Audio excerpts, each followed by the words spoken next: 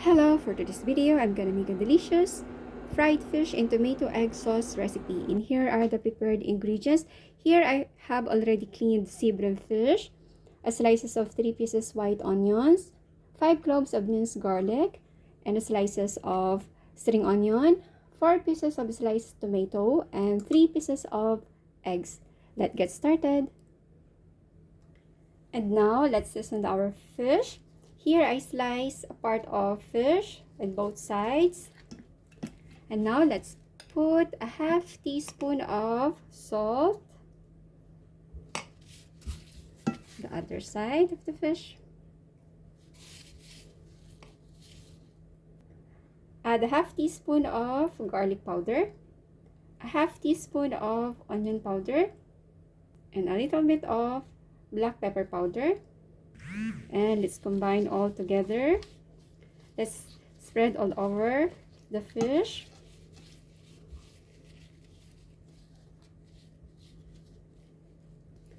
Be sure to distribute all the ingredients so that it will absorb the fish.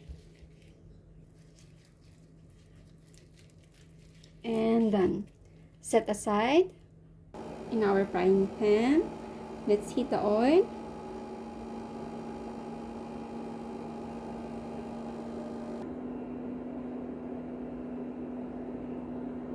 The oil is already hot. Let's fry our fish. Fry the fish until it's crispy.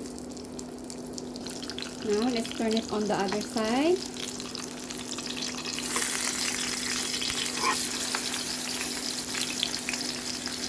And cook it until it becomes crispy also. Now it's done. Let's remove it from the pan.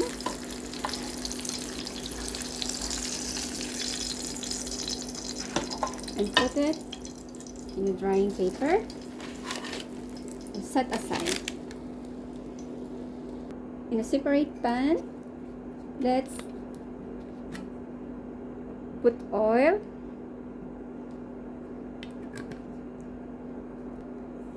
Heat a little bit. Now let's fry our prepared onion.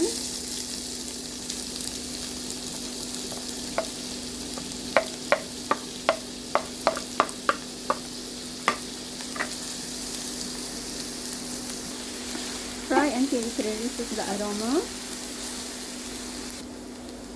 And now let's add our garlic. Fry until it turns to golden brown. When it's turned to golden brown, let's add our prepared tomato.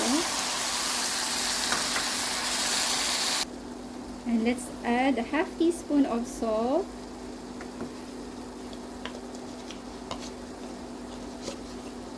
Half teaspoon of onion powder.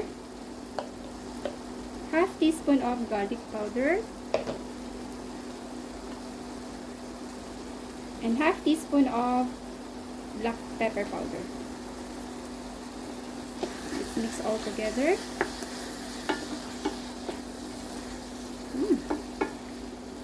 Good smell. Cover and cook until the tomato becomes soft. And for the meantime, let's crack our egg.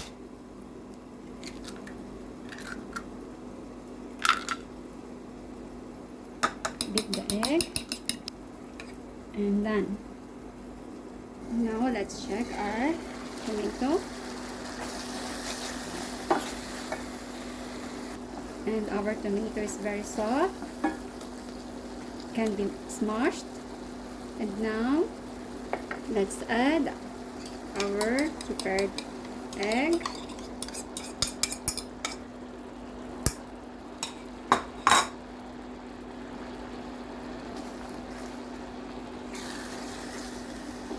Mix it.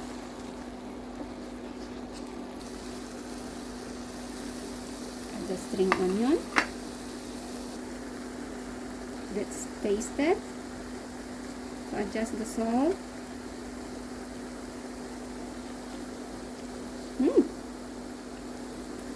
Very delicious. And add a little bit of hot water.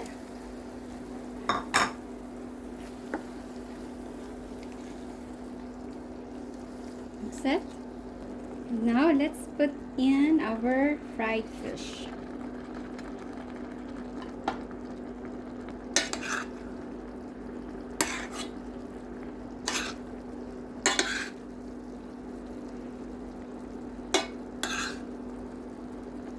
Let it boil a little bit.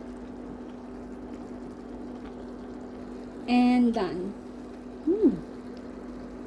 Let's turn it off and transfer it into serving plate.